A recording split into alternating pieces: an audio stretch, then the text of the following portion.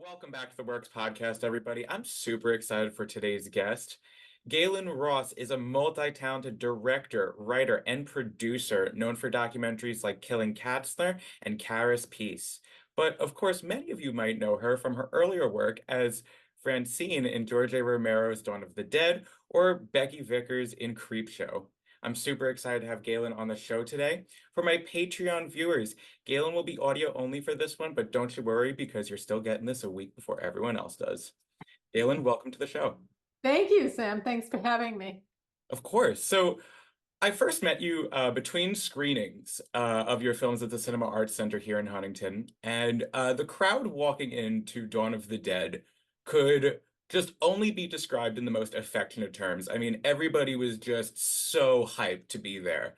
This film has gained such a huge following over the years. When you were making it, did you have any idea of like the journey this film would take you on? I didn't think anybody, including George, realized that 45, oh my God, 45 years later, that, next generations would be talking about it, watching the film and be so devoted as they are. It's really incredible because, if I go to autograph signings, there are people that come up and they introduce me to their grandchildren who are watching the film and they're not kids. Yeah, so yeah. so it's remarkable. And I think somebody once said, there's so many, hundreds of horror films and these kind of films that have been made. And they're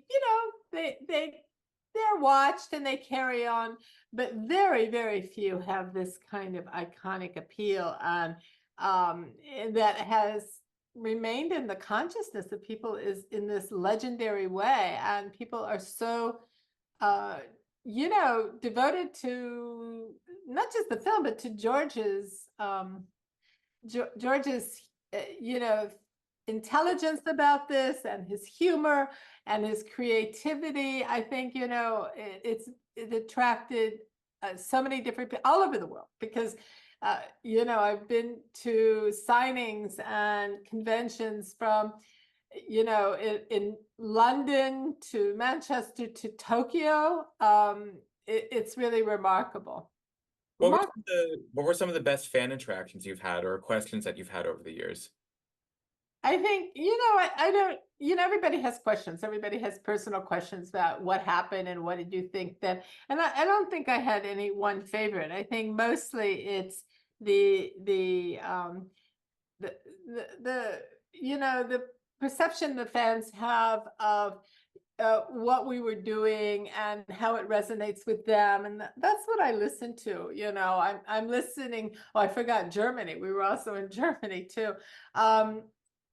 I listen to them and what they're thinking and how they feel and all the different, ways that they've watched it and how it affected them. And they all have a story about the first time they ever saw it. That's I love how film is so, subjective in that way, and people could have all these different experiences from this one piece of art.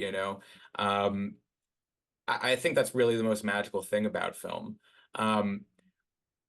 One of the things that's like kind of remarkable about Dawn of the Dead when I'm watching it, which by the way, I watched it the other day for the first time. I managed to get myself. For the first time? Yeah, I watched it for the first time just the other night.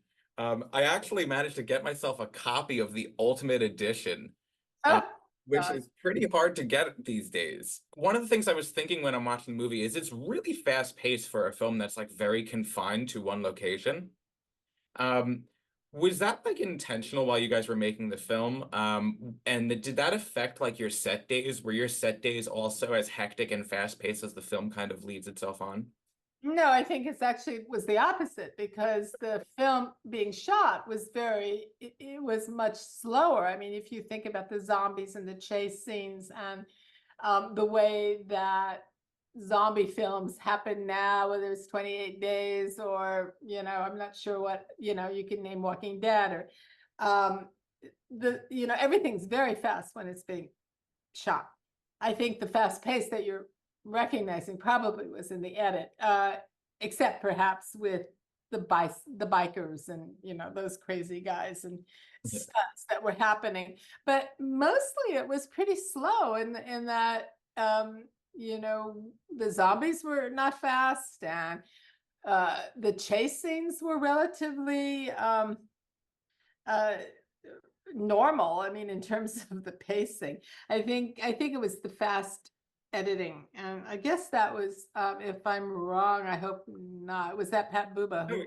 no, yeah, that answered the question. Pat Buba, who's the was a brilliant editor, and went on to do, you know, great things in Hollywood and with Martin Scorsese and Thelma Schumacher and Al Pacino. I think he was on retainer to Al Pacino for several years because he was doing Looking for Richard.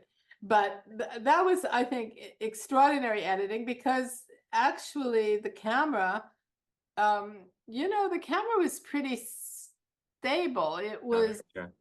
yeah, static. It was not moving a lot. There were not a lot of tracking or, you know, camera shots that were on rigs.